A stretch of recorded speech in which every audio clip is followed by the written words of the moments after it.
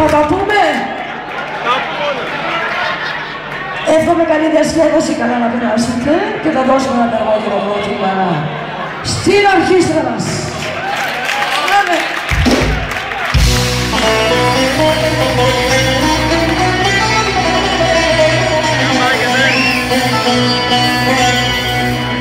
Δεν άκουσα πώς είπαμε. Ορίστε. Συγγνώμη κύριε. Αυτά είναι.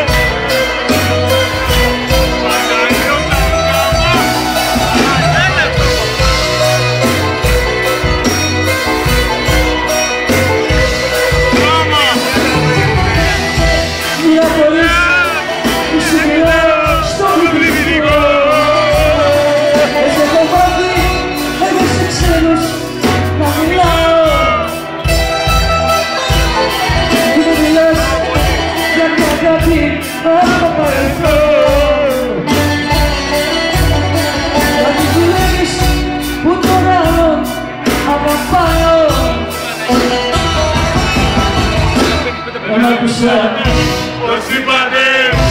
Ορίστε. Συγγνώμη κύριε.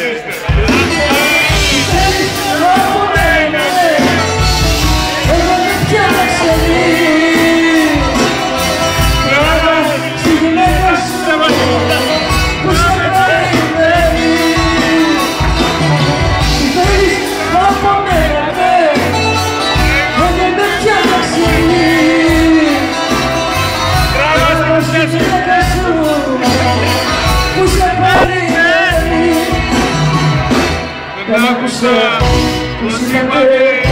Ορίστε. Συγγνώμη κύριε. Ποιος είστε?